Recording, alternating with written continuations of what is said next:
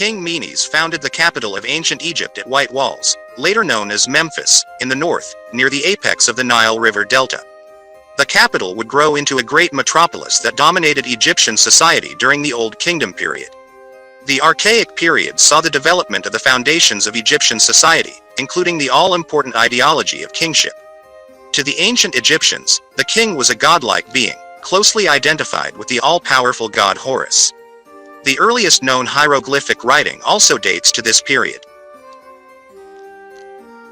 In the Archaic period, as in all other periods, most ancient Egyptians were farmers living in small villages, and agriculture, largely wheat and barley, formed the economic base of the Egyptian state.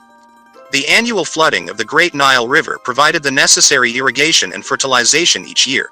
Farmers sowed the wheat after the flooding receded and harvested it before the season of high temperatures and drought returned. The Old Kingdom began with the Third Dynasty of Pharaohs. Around 2630 BC, the Third Dynasty's King Djoser asked Imhotep, an architect, priest and healer, to design a funerary monument for him. The result was the world's first major stone building, the Step Pyramid at Saqqara, near Memphis.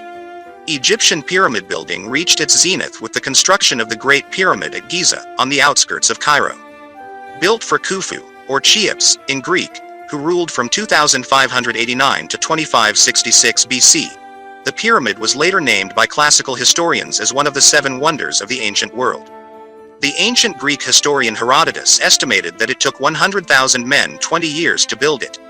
Two other pyramids were built at Giza for Khufu's successors Khafra, 2558-2532 BC, and Menkaure, 2532-2503 BC. During the Third and Fourth Dynasties, Egypt enjoyed a golden age of peace and prosperity. The pharaohs held absolute power and provided a stable central government. The kingdom faced no serious threats from abroad, and successful military campaigns in foreign countries like Nubia and Libya added to its considerable economic prosperity. Over the course of the Fifth and Sixth Dynasties, the king's wealth was steadily depleted, partially due to the huge expense of pyramid building, and his absolute power faltered in the face of the growing influence of the nobility and the priesthood that grew up around the sun god Ra-Re. After the death of the Sixth Dynasty's king Pepi II, who ruled for some 94 years, the Old Kingdom period ended in chaos. On the heels of the Old Kingdom's collapse, the Seventh and Eighth Dynasties consisted of a rapid succession of Memphis-based rulers until about 2160 BC, when the central authority completely dissolved, leading to civil war between provincial governors. This chaotic situation was intensified by Bedouin invasions and accompanied by famine and disease. From this era of conflict emerged two different kingdoms, a line of 17 rulers, dynasties 9 and 10, based in Heracleopolis ruled Middle Egypt between Memphis and Thebes, while another family of rulers arose in Thebes to challenge Heracleopolitan power. Around 2055 BC, the Theban prince Mentuhotep managed to topple Heracleopolis and reunited Egypt, beginning the 11th dynasty and ending the First Intermediate period. After the last ruler of the 11th dynasty, Mentuhotep IV, was assassinated, the throne passed to his vizier, or chief minister, who became King Amenemhet I, founder of Dynasty 12. A new capital was established at It-Toi, south of Memphis, while Thebes remained a great religious center. During the Middle Kingdom, Egypt once again flourished, as it had during the Old Kingdom. The 12th dynasty kings ensured the smooth succession of their line by making each successor co-regent, a custom that began with Amenemhet I. Middle Kingdom Egypt pursued an aggressive foreign policy, colonizing Nubia, with its rich supply of gold, ebony, ivory and other resources, and repelling the Bedouin who had infiltrated Egypt during the First Intermediate period. The kingdom also built diplomatic and trade relations with Syria, Palestine and other countries, undertook building projects including military fortresses and mining quarries, and returned to pyramid building in the tradition of the Old Kingdom. The Middle Kingdom reached its peak under Amenemhet III, 1842 to 1797 BC. Its decline began under Amenemhet IV, 1798 to 1790 BC, and continued under his sister and regent, Queen Sobneferu, 1789 to 1786 BC, who was the first confirmed female ruler of Egypt and the last ruler of the 12th dynasty. The 13th dynasty marked the beginning of another unsettled period in Egyptian history, during which a rapid succession of kings failed to consolidate power. As a consequence, during the Second Intermediate Period, Egypt was divided into several spheres of influence. The official royal court and seat of government was relocated to Thebes, while a rival dynasty, the 14th, centered on the city of Exwa in the Nile Delta, seems to have existed at the same time as the 13th. Around 1650 BC, a line of foreign rulers known as the Hyksos took advantage of Egypt's instability to take control. The Hyksos rulers of the 15th dynasty adopted and continued many of the existing Egyptian traditions in government as well as culture. They ruled concurrently with the line of native Theban rulers of the 17th dynasty, who retained control over most of southern Egypt despite having to pay taxes to the Hyksos. The 16th dynasty is variously believed to be Theban or Hyksos rulers. Conflict eventually flared between the two groups, and the Thebans launched a war against the Hyksos around 1570 BC, driving them out of Egypt. Under Ahmose I, the first king of the 18th dynasty, Egypt was once again reunited. During the 18th dynasty, Egypt restored its control over Nubia and began military campaigns in Palestine, clashing with other powers in the area such as the Mitannians and the Hittites. The country went on to establish the world's first great empire, stretching from Nubia to the Euphrates River in Asia.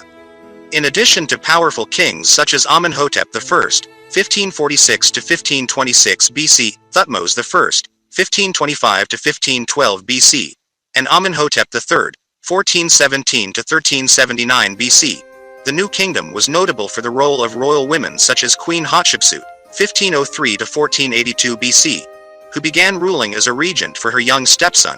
He later became Thutmose III, Egypt's greatest military hero, but rose to wield all the powers of a pharaoh.